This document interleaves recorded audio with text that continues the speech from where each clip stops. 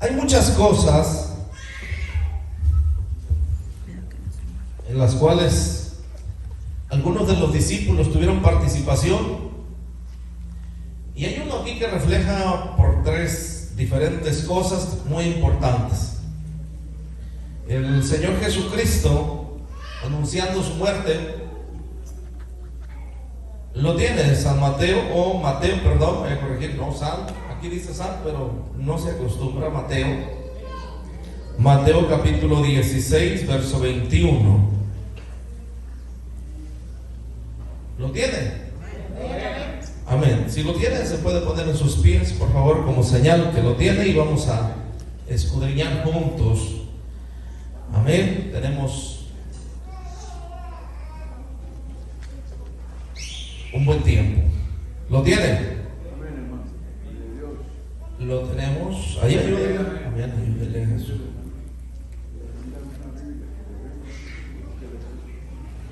Amén. Si hay una Biblia extra por ahí, el hermano quiere una Biblia, por favor, préstale una Biblia. Si tiene una Biblia de letra grande, por favor, préstesela al hermano que necesita una. Mateo capítulo 16, verso 21, dice la palabra de nuestro Dios de la siguiente manera: desde entonces comenzó a declarar a sus discípulos que le era necesario ir a Jerusalén y padecer mucho de los ancianos, de los principales sacerdotes y de los escribas, y ser muerto y resucitar al tercer día. Entonces Pedro, tomándolo aparte, comenzó a reconvenirle diciendo: Señor, ten compasión de ti, en ninguna manera te acontezca esto. Pero él, volviéndose, dijo a Pedro: quítate de delante de mí, Satanás, me eres de tropiezo, porque no pones la mirada en las cosas de Dios, sino en las de los hombres. Entonces Jesús dijo a sus discípulos: si alguno quiere venir en pos de mí, niéguese a sí mismo, tome su cruz y sígame. Ustedes desde el 25 hasta el 28, por favor.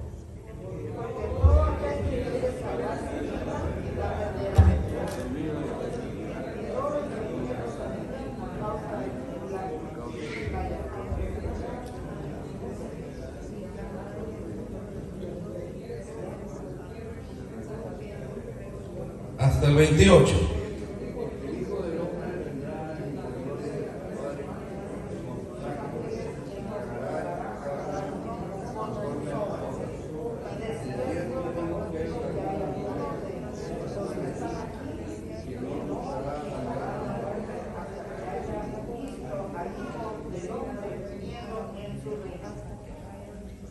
Amén. Pueden tomar su lugar, Dios le bendiga.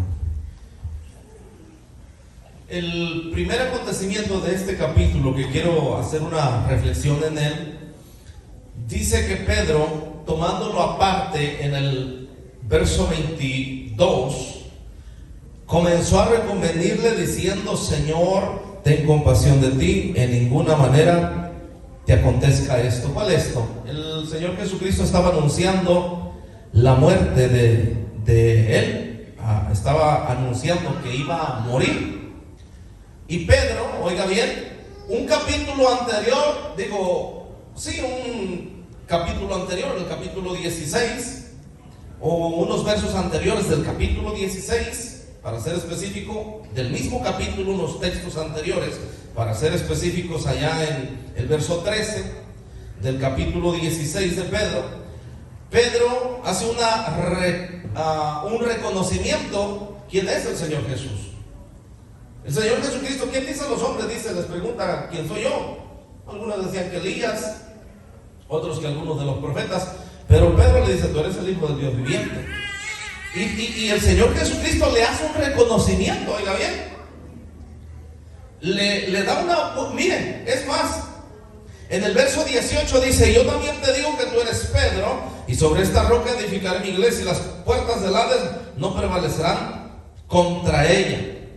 Y en el verso 17 le dice: entonces le respondió Jesús: bienaventurado eres, Simón, hijo de Jonás, porque no te lo reveló sangre y carne, o carne y sangre, sino mi Padre que está en los cielos. Oiga, en unos textos anteriores le da reconocimiento al Señor Jesús a Pedro, y en el capítulo mismo 16, pero en el verso 21 adelante, cuando el Señor empieza a anunciar que iba a padecer por los ancianos de Israel, Pedro lo aparta, es decir, lo agarra, lo aparta para decirle: Señor, en ninguna manera te acontezca esto. Y entonces el Señor Jesucristo, que le había dado un reconocimiento algunos textos atrás, algún periodo de tiempo atrás, después de esto, porque nada más pasaron 6 días, es decir, 6 días atrás, o menos o más, había el Señor Jesucristo reconocido a Pedro. Ahora le dice a Pedro, cuando le dice que de ninguna manera te acontezca esto, es decir, de ninguna manera padezcas por nosotros, el Señor Jesús le dice: apártate de mí, Satanás, porque no pones la mirada en las cosas de Dios, sino en las de los hombres. La mira, perdón, voy a corregir esto. La mira, es más, lo leemos ahí. En el verso 16, 23 de Mateo.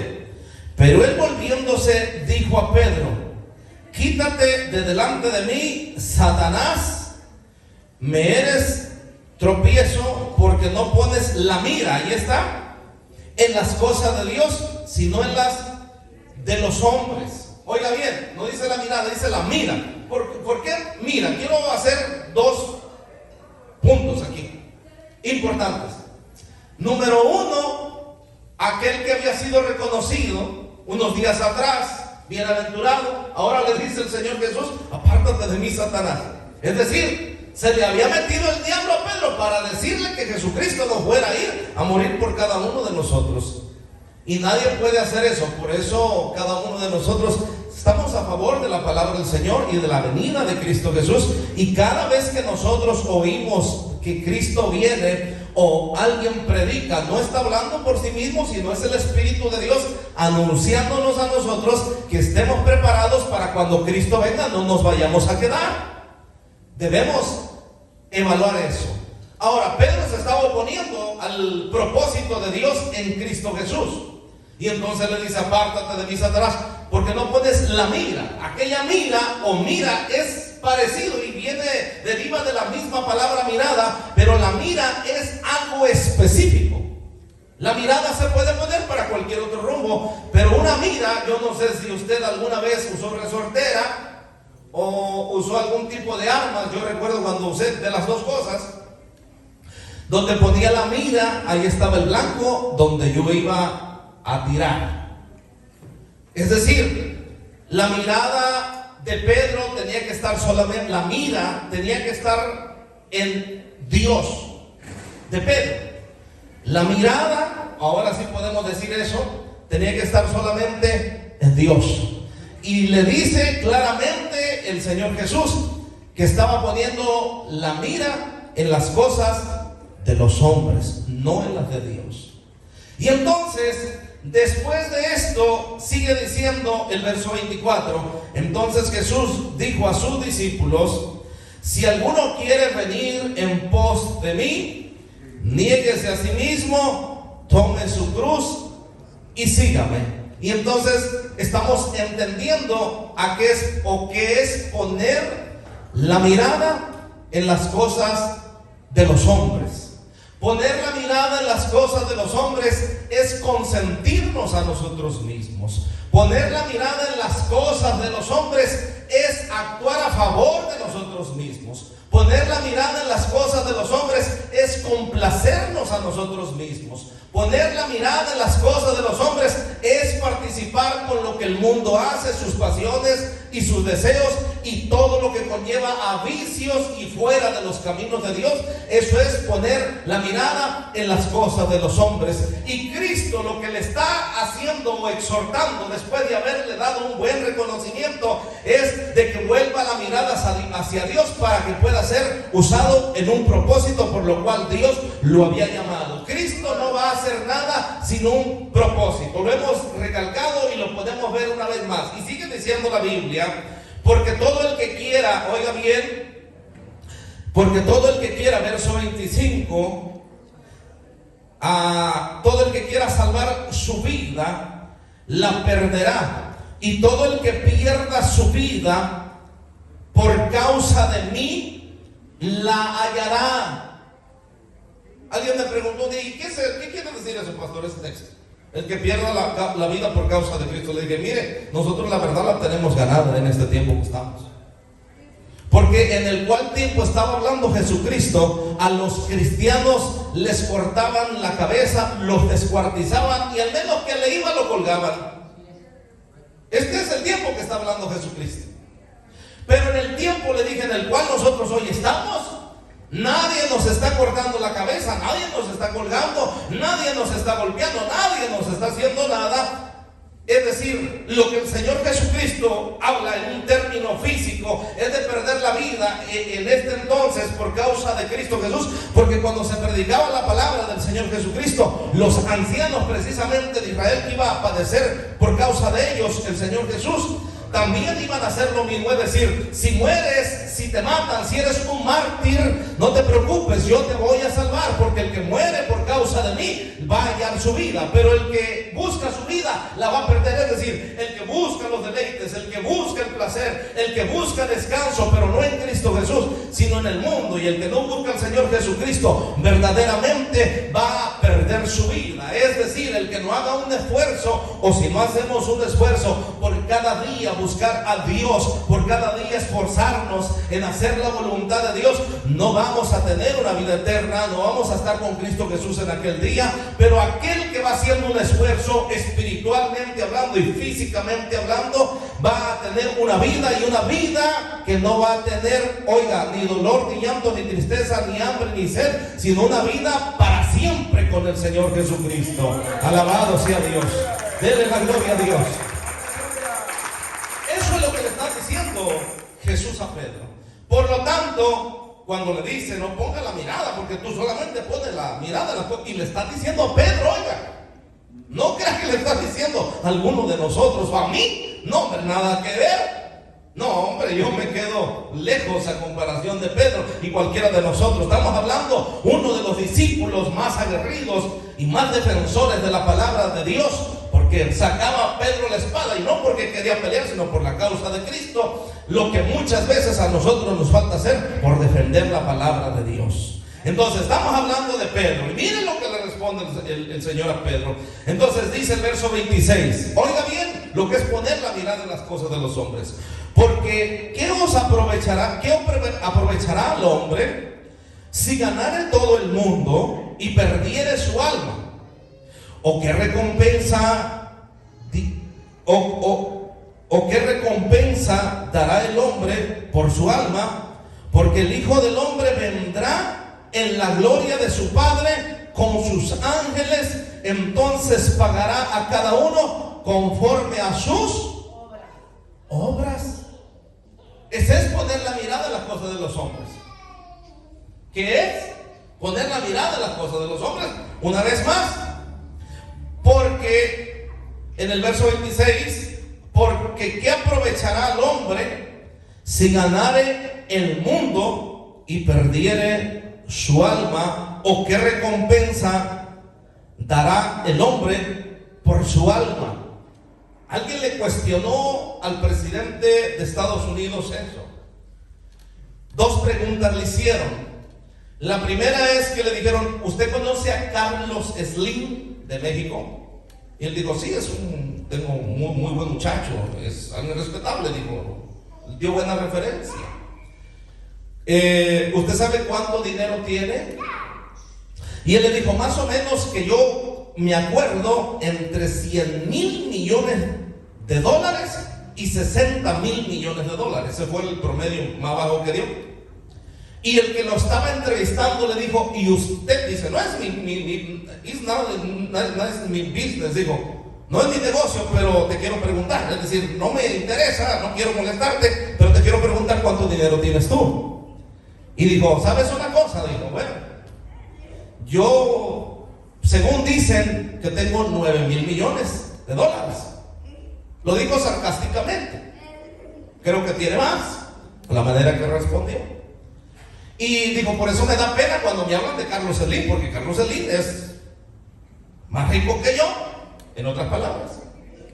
Ahora, después de esta pregunta, le hacen otra pregunta.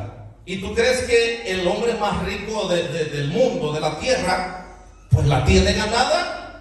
Y él dijo, bueno, es cuestión de igualar para que tengamos todo hecho. Oiga bien.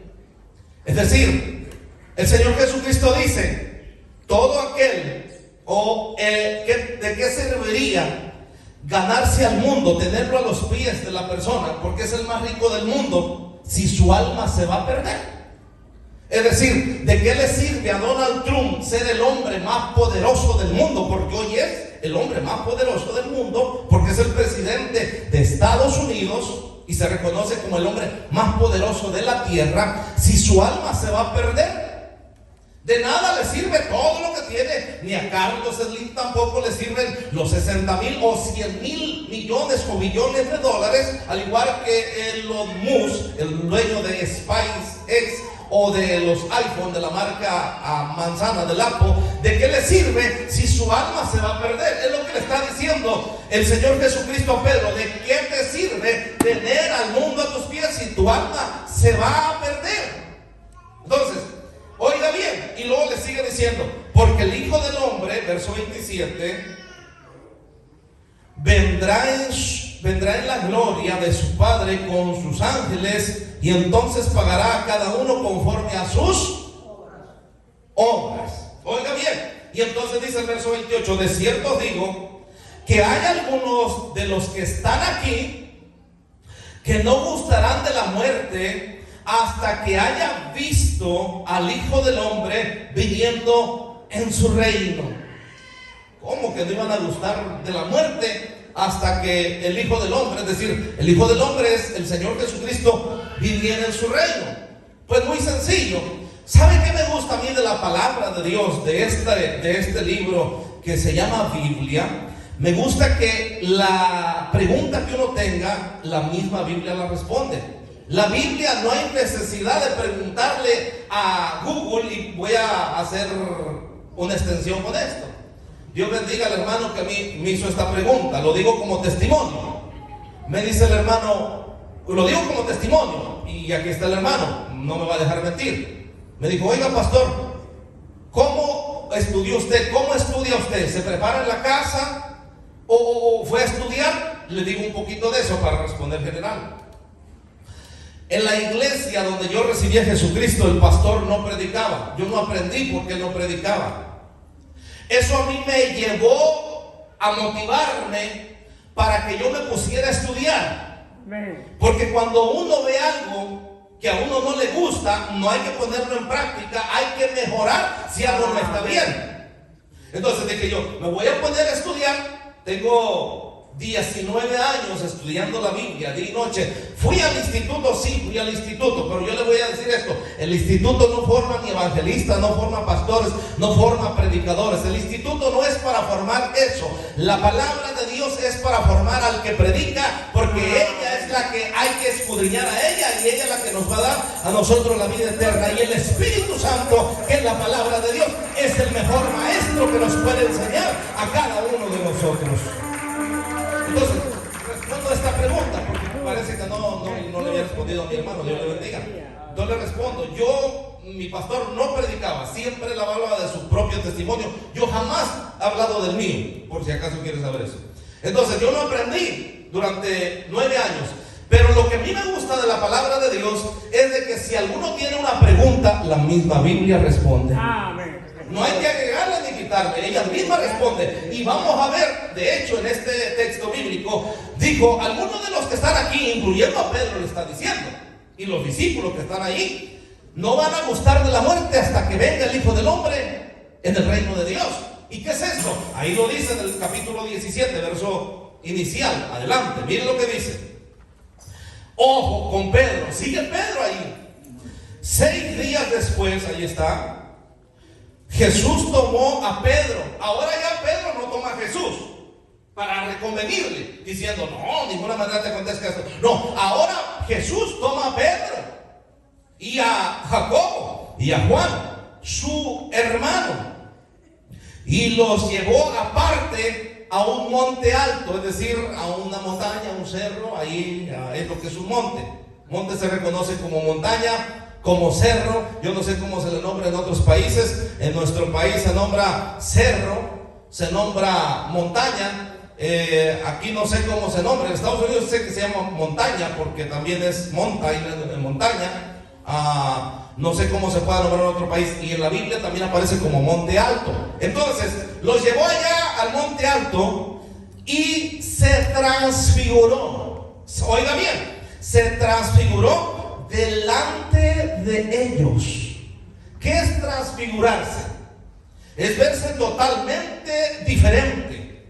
Oiga bien, eso es transfigurarse. Pero no se transfiguró de una manera humana, sino de una manera celestial. ¿Por qué? Mire lo que sigue diciendo, verso 3. Verso 2, terminamos el verso 2. Y se transfiguró delante de ellos y resplandeció su rostro como el sol. Amén, como el sol. Y sus vestidos se hicieron blancos como la luz. Oiga, oye.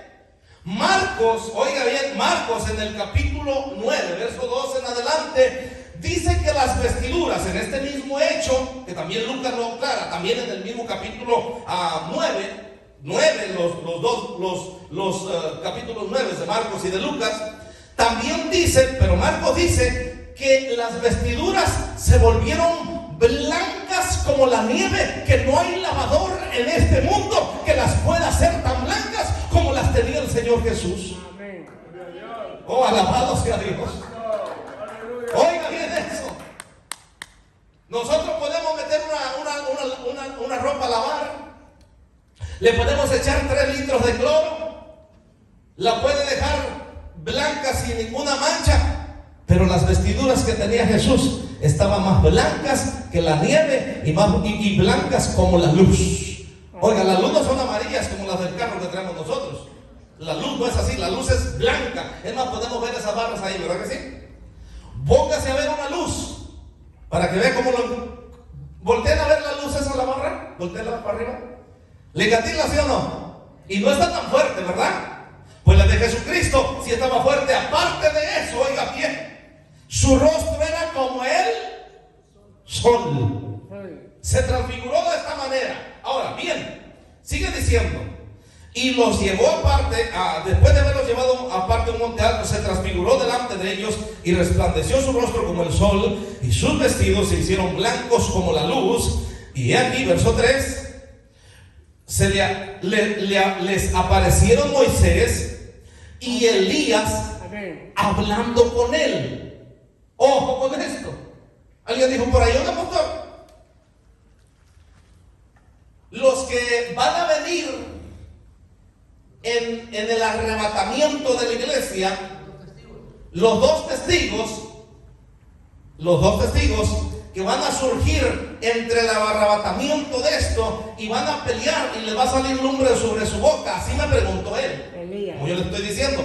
Dijo, ¿van a ser? ¿Verdad que van a ser Moisés y Elías? Le dije, no van a ser ninguno de esos dos. No porque oigas a los eruditos que tienen 20 millones de seguidores, quiere decir que van a ser Moisés y Elías. No. Porque primeramente dice que no, oigan, no gustaron de la muerte. Ajá. Moisés murió. Y es más, lo podemos ver aquí, en el penúltimo libro de Apocalipsis. Oiga bien. En Judas. Miren lo que dice Judas en el capítulo 1. Vamos a ver. Verso 9.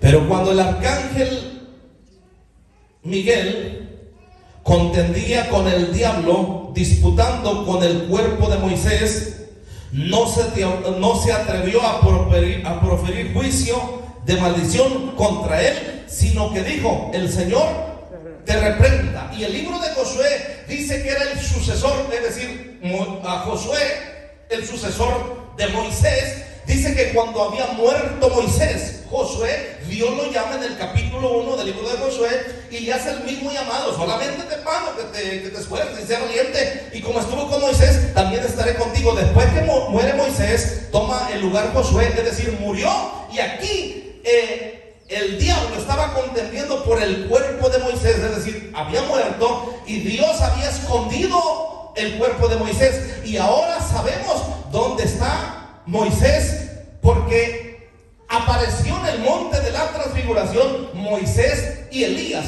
Moisés representa, oiga bien, al que muere y resucita. Esto representa la muerte y la resurrección, que es Moisés. Y Elías representa al arrebatamiento, no al rapto. Bíblicamente no existe ningún rapto, eso es antibíblico. Rapto es robarse algo. Cristo no es ningún ladrón, viene como ladrón en la noche, pero la Biblia no dice rapto, dice arrebatamiento. Y cuando viene el arrebatamiento, Elías representa al arrebatamiento, porque fue llevado. ¿En qué fue llevado Elías? Carro de fuego.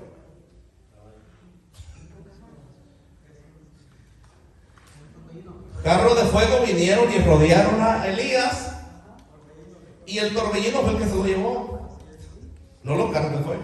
Ojo con eso. Eso es lo bonito de la palabra del Señor, que cuando uno entiende estas cosas, dice: ah, qué interesante, ¿verdad que sí? Ahora, ahí estaba Moisés, y estaba Elías, y estaba el Señor Jesús. Oiga bien, Pedro estaba allí. Volvamos al capítulo. Volvemos al capítulo. Mire bien. Mateo 17. Allí estaba. En el verso 3. Amén. Y aquí les aparecieron Moisés y Elías hablando con él. Ahora le dejé algo inconcluso, ¿verdad? Entonces, ¿quiénes son los? Esto es otro mensaje, pero le adelanto algo. Entonces, ¿quiénes son los dos testigos, o los dos olivos, o los dos candeleros? Porque eso también son lo mismo que aparece en el Apocalipsis. Pues simplemente los dos candeleros es los judíos que recibieron a Jesucristo, el pueblo de Dios y la iglesia de Jesucristo. Esos son los candeleros de la tierra, no hay otros.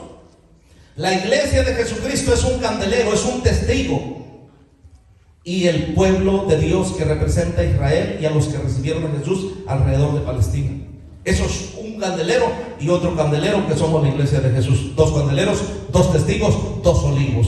Nada tiene que ver con un hombre físico, sino con un grupo que se llama Iglesia de Jesucristo. Hay que entender bien esto. ¿Por qué? Alguien me preguntó también por ahí: oiga, pastor, ¿por qué la Biblia dice que cuando se casa uno, ya no son dos, sino es uno? Y me dijo, fíjese lo que me dijo, yo a veces lo menciono así. Me dijo: pero eso es mentira, me dijo. Ya ve cuando la gente no conoce del Señor o es incrédula. No, le digo, Dios dice que cuando se casan ya es uno solo, ya es una sola carne, ya son dos. Pero dijo: oiga, si yo cuando como, mi mujer no se llena, y cuando come ella, yo la estoy viendo y me estoy saboreando y yo no me lleno. Ah, le dije: es que hay que entender a qué se refiere ser uno. Ser uno no crees que se refiere a que estén incrustados en un mismo cuerpo. Eso no es así, aunque pueden hacerlo, pero no es un mismo cuerpo, son dos cuerpos en un sentir, es decir, en un mismo parecer. Si uno dice una cosa, tiene que estar de acuerdo con el otro para que todo vaya marchando bien. Eso es ser una sola carne. Eso es ser en un mismo sentir, en un mismo parecer. Por eso cuando Cristo dijo, le responde a Tomás y a Felipe y le preguntan: ¿quién le dice el Señor Jesucristo? Le dicen los Felipe y Tomás, le preguntan: muéstranos al Padre. Y el Señor Jesucristo dice: no, tanto tiempo que he andado con vosotros y no me habéis visto. Yo y el Padre, dijo, uno somos. Las obras que hago yo no las hago yo, sino el Padre que me envió es lo que hago yo. No está diciendo Jesús que Él es el mismo Padre. Está diciendo que yo represento al Padre. Él fue el que me envió y lo que Él dijo que yo haga, eso hago. Es decir, es un mismo Dios porque está en un mismo sentir. El Espíritu Santo no hace otra cosa que hace el Señor Jesús, ni el Señor Jesús hace otra cosa que hace el Padre, sino el Padre, el Hijo y el Espíritu Santo hacen una misma cosa bajo un mismo mandato, porque están en un mismo sentir y no van a hacer cada quien su cosa. Nosotros sí, Pero Dios no, es un solo Dios verdadero. Es decir, es un mismo acuerdo, aunque el Padre no es el Hijo, ni el Hijo es el Padre. Absolutamente. Entonces, entendiendo eso, nos damos cuenta que Moisés y Elías aparecen allí. ¿Para qué aparecen? Les está figurativamente enseñando qué representa cada uno. Cristo estaba anunciando que iba a morir. Oiga bien, eso es lo que estaba anunciando, que iba a morir. Está anunciando con Moisés que él va a morir, pero también va a resucitar. Sabemos, alguien dijo por ahí un día: oiga, pastor, la Biblia dice que Moisés no entró a la tierra prometida porque golpeó la peña, golpeó la roca, y la roca se representa a Jesucristo. Sí, por supuesto que sí. Dios se molestó con él, se enojó con él y le dijo: no vas a entrar a la tierra prometida. Es verdad, pero no le está diciendo no vas a entrar a la vida eterna, porque la tierra prometida que estaban hablando era la tierra donde fluía leche y miel, que todavía hasta el día de hoy existe. Ahí está, pero literalmente hablando, pero espiritualmente hablando, Moisés era un hombre de Dios, y por lo tanto miramos a través de la Biblia que no se condenó, sino que está salvado porque Dios lo tiene en sus manos. Y todo aquel que muere y resucita, o Cristo lo resucita, es porque está salvo y porque tiene la vida eterna y tiene garantías en Cristo Jesús. Ay, alabado sea Dios, denle la gloria a Dios. Sabemos que Moisés no se condenó ni se perdió, está salvo por el Señor, lo mostró allí. Y también le muestra a ellos, a Elías, por el arrebatamiento. Es decir, ¿qué iban a anunciar los discípulos? ¿Qué iba a anunciar Pedro? Iba a predicar de un Cristo muerto y resucitado más adelante. 2 capítulos, 3 capítulos más. Marcos, Lucas, Mateo, Marcos, Lucas, Juan, y después el libro de los Hechos. Pedro iba a entrar en acción. Tenía que presentar a un Cristo muerto y a un Cristo resucitado. Y eso es lo que le dice a los judíos: aquellos que vosotros matasteis y fue resucitado el tercer día. Los judíos se compujen de corazón y reciben la salvación de Jesucristo. Es decir, les está presentando figurativamente, o en la transfiguración, la muerte y resurrección, les está presentando lo que hizo Elías, es decir, que fue arrebatado vivo. Porque cada uno de nosotros, si Cristo viene mañana y estamos como el Señor dice, lo único que vamos a dejar aquí son los pantalones y la ropa que traemos, porque Dios nos va a dar unas vestiduras nuevas, blancas, resplandecientes, así como las que traía el Señor Jesucristo, que van a brillar, óigame bien, yo no sé cuánto, pero van a brillar, porque van a brillar como Dios manda. Dice que vamos a ser transformados en un abrir y cerrar de ojos a la final trompeta. Ay, bendito Dios. Por lo tanto, oiga bien, por lo tanto, les está enseñando eso. Otra cosa que les está enseñando es de que entiendan, porque Pedro era judaizador todavía. Pedro tenía un problema todavía que tenía que resolverse. Pablo lo exhorta que no estuviera judaizando, es decir, voy a agregar esto y voy a decirle esto porque es bien importante de decirle. Nunca se deje llevar por alguien que diga que Jesús no es Jesús, que es Yeshua HaMashiach, y que Jehová no es Jehová, o el Padre que es Jehová, o que es Yahweh, que eso es lo que es en hebreo. Nunca se deje llevar por esa gente judaizante. Amén. No se deje llevar por eso. Nunca vaya a cometer el error de creerle a esa gente, porque esa gente está más perdida que todavía que el que conoce a Jesucristo, naturalmente hablando, y no tiene tanto conocimiento, pero está perseverando. Oiga bien con eso. Entonces, a Pedro le hacía falta muchas cosas, y Pedro, como era judaizante, le gustaba presentar a Moisés. Es más, Moisés, en la ley de Moisés, según Juan, dice que la mujer que era agarrada en el acto de adulterio, o era para todos, hombre y mujer, pero la mujer era la que siempre era la de perder, obviamente, es un término general, pero le presentan al Señor Jesucristo a la mujer que la habían agarrado en el acto mismo de adulterio. Y le dicen los judíos y los ancianos y todos los acusadores, le dicen: en la ley de Moisés está escrito que apedreemos a los tales. Pedro hacía todo esto. Y entonces, cuando el Señor Jesucristo le muestra a Moisés en el monte de la transfiguración, los tres ahí, y le muestra a Elías. Como Moisés le está mostrando, he aquí hay uno más grande que Moisés, he aquí hay uno más grande que Elías. Aunque Elías ya vino nuevamente con Juan el Bautista, porque esta pregunta se la hace más adelante, les está mostrando el Señor Jesucristo. Más adelante los textos que siguen dice que queda solo, solamente quedó él. Pedro y los discípulos les ofrecen: hacemos una ramada para Pedro, otra para Elías, otra para ti. Querían hacerle ya casita para que estuvieran ahí tranquilos. Estaban bien asustados. Oiga, ¿quién no va a estar asustado? Oiga, si yo viera tan solo a Elías o a Moisés en este tiempo resucitado y se muestre que es Moisés o Elías, yo no sé si me desmayo, hermano. No crea que es fácil mirar a un personaje bíblico que está aquí escrito en la palabra y se le presente a uno, incluyendo al Señor Jesús. Eso no es cualquier cosa. Es más, un día en un velorio allá en Haití, la esposa del pastor, el pastor había muerto, había tenido un accidente fatal, murió. Le habían hecho la autopsia por 8 días ya. Y la mujer dijo: ¿por qué es que en el tiempo en el que estamos no podemos creer que Jesucristo sigue resucitando muertos? La mujer, desde que le dieron la noticia que su esposo había muerto, se puso en ayuno y en oración. Le llamó a cada uno de los hermanos, hizo una reunión y le dijo: hermanos, vamos a creer que Dios todavía sigue levantando a los muertos. Dios mismo levantó al Señor Jesucristo de los muertos, y yo creo que Dios puede levantar a mi esposo. El día que traigan el cuerpo en la caja a la iglesia, dijo, vamos a orar hasta que se levante el muerto. Y la iglesia dijo: amén, vamos a orar para que se levante su esposo. Y esto no es una anécdota, esto no es un cuento. Usted lo puede verificar, lo que yo le estoy diciendo es una realidad.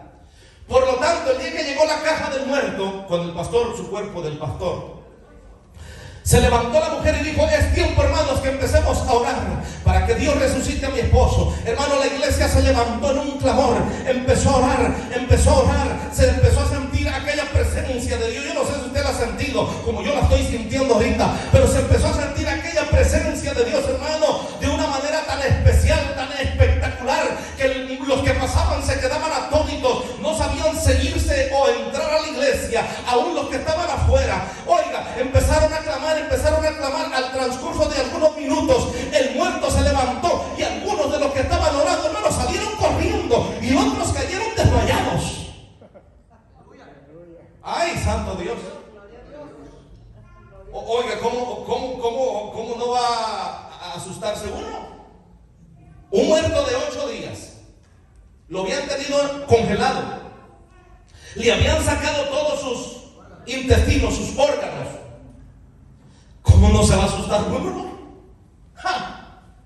Dios le puso, oiga bien. Por eso yo creo que Dios pone cerebro nuevo, que Dios pone corazón nuevo, que Dios pone riñones nuevos, que Dios pone ojos nuevos, que Dios pone todo nuevo y nos hace nuevos a cada uno de nosotros, porque Dios es mismo poderoso, o sigue siendo el mismo Dios poderoso. Por eso yo creo eso y no dudo de eso. Y entonces, yo no sé, hermano, yo nunca he confesado esto, porque hasta el día de hoy nunca se me ha muerto ninguno en la iglesia. Pero yo no sé qué voy a hacer si un día me llegara a tocar eso, y yo no sé si me van a dar ganas de orar para que se levante. Algo va a pasar ahí, hermano, porque creer en Dios verdaderamente hay que tener bien la mirada bien puesta en Dios. Creer en Dios, cualquiera dice que cree, pero que verdaderamente crea lo que Dios hace a través de él o de ella es otra cosa. Se levantó el pastor, ¿no? Dios le dio una oportunidad más. El pastor cuenta su testimonio, pero eso es otro asunto. Dios lo levantó con todos sus órganos nuevos y ahí está vivo todavía. Oiga bien, Dios le está mostrando a los discípulos, incluyendo a Pedro, que allí estaba el que resucitaba a los muertos.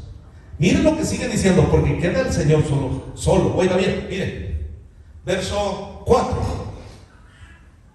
Entonces Pedro dijo a Jesús: Señor, bueno es para nosotros que estemos aquí. Si quieres, hagamos aquí 3 enramadas, una para ti, otra para Moisés y otra para Elías.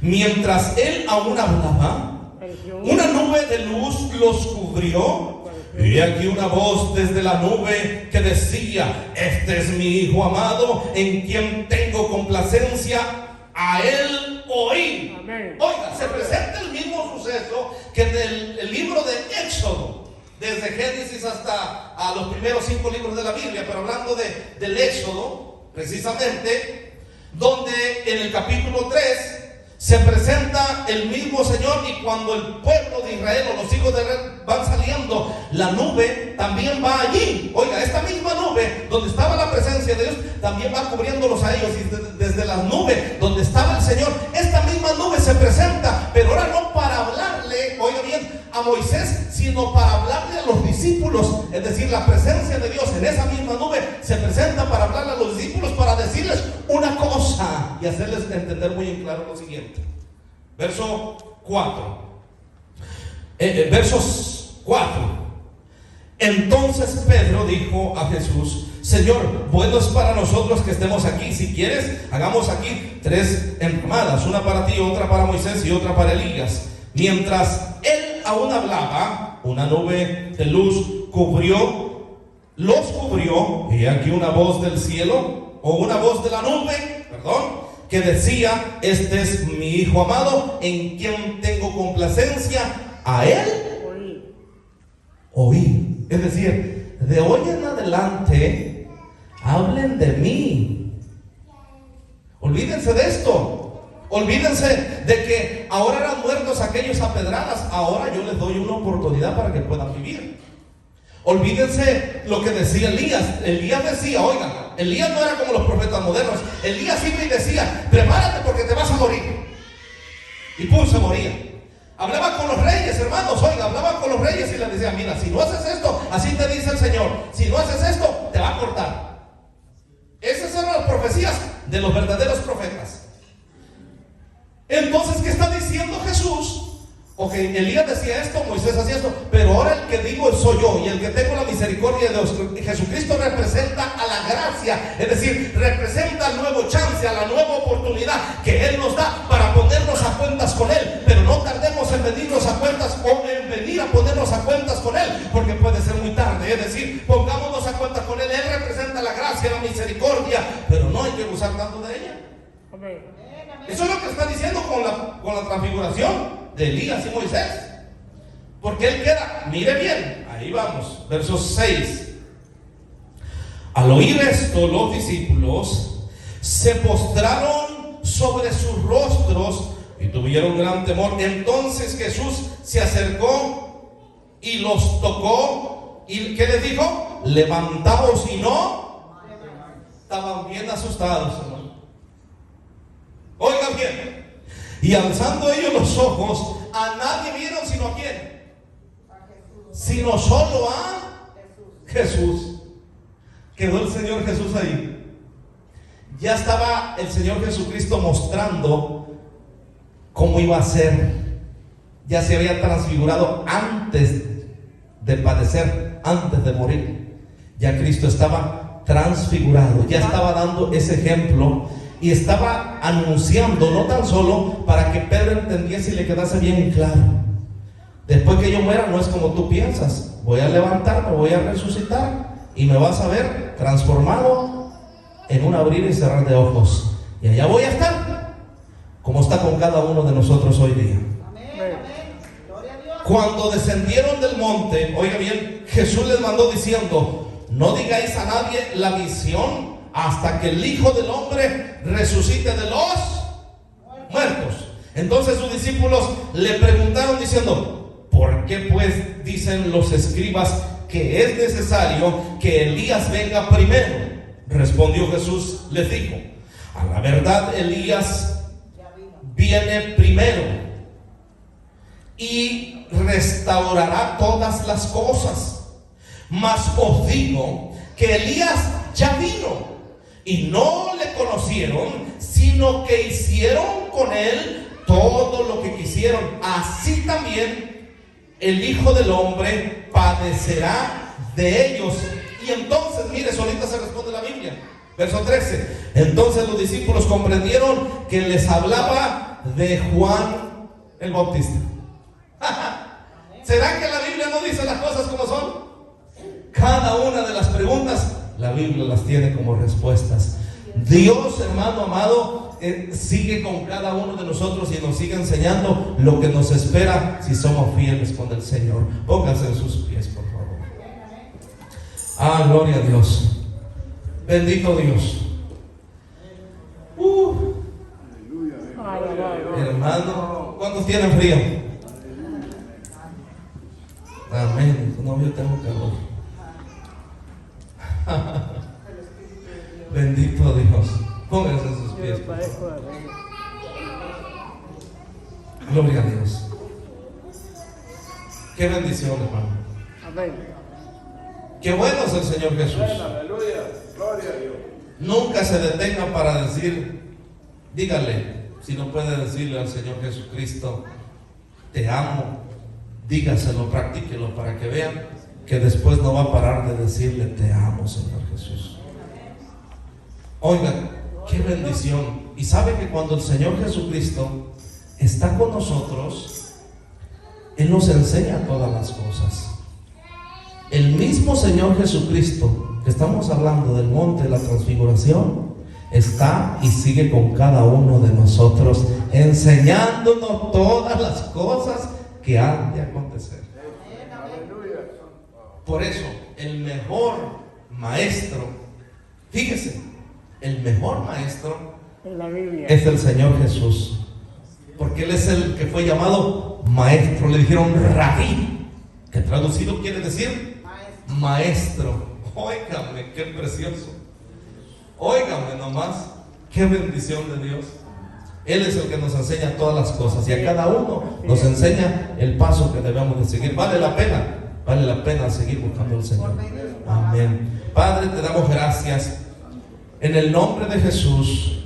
Gracias te damos en esta noche, bendito Rey de la Gloria, porque nos has mostrado, Señor, a mí me has mostrado una vez más que vas a venir, Señor, representas, Padre, la resurrección, la vida eterna, y has mostrado no tan solo a los discípulos aquellos, sino a hoy a nosotros, Señor, que un día has de venir, no muy lejano, a arrebatar, Señor, a tu iglesia, oh bendito Rey de la Gloria. Y algunos que decían, oh Dios del cielo, que no iban a gustar de la muerte, tú les enseñaste en ese monte de la transfiguración, porque veniste en tu reino, es decir, te mostraste con todo tu esplendor, porque tú representas al reino de los cielos, y no murieron sino hasta después. Gracias te damos, de igual manera, Señor, te damos gracias, esperando, Señor, que en la venida tuya, Señor, si algunos, como decía Pablo, estamos vivos o hayamos quedado, seremos transformados en un abrir y cerrar de ojos a la final trompeta. Y si no estamos, porque así usted lo decide, Señor, pero cuando usted venga, seamos también, Señor, levantados para honra y gloria de su nombre, en el nombre de Jesús. Gracias, Padre, pero no para vergüenza, sino para salvación y vida eterna, en el nombre de Jesús. Gracias te damos, Padre. Gracias te damos, Señor Jesús. Y gracias Espíritu Santo de Dios. Amén y amén. Denle la gloria a Dios, hermano. Denle una ofrenda de palmas a nuestro Dios. Gloria a Dios. Hermano Ventura, despídanos, por favor. Dios les bendiga, hermanos. Hemos terminado este servicio con bendición.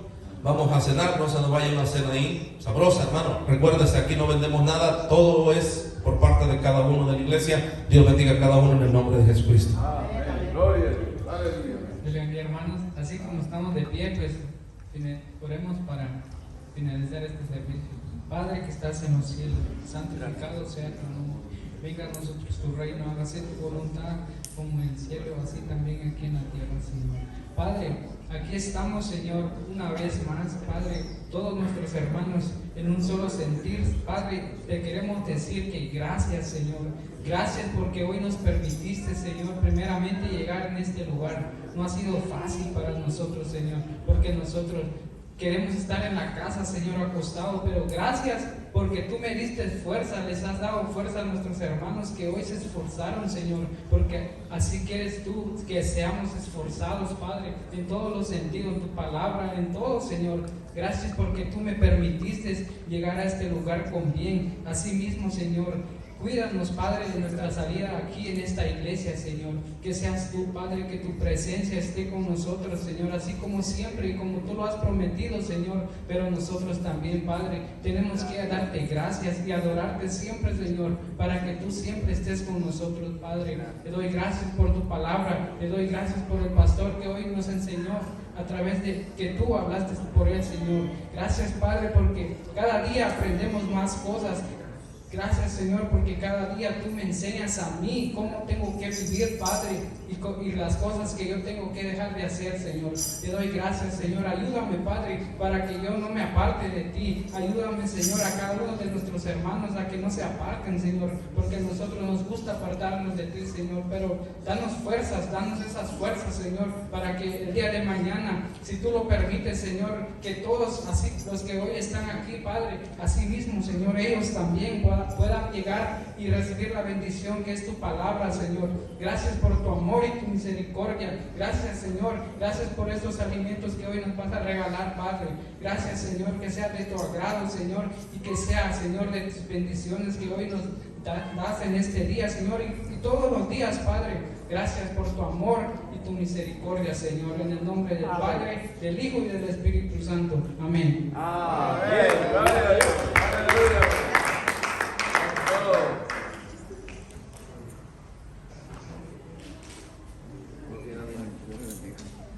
Bendito Dios. Aleluya.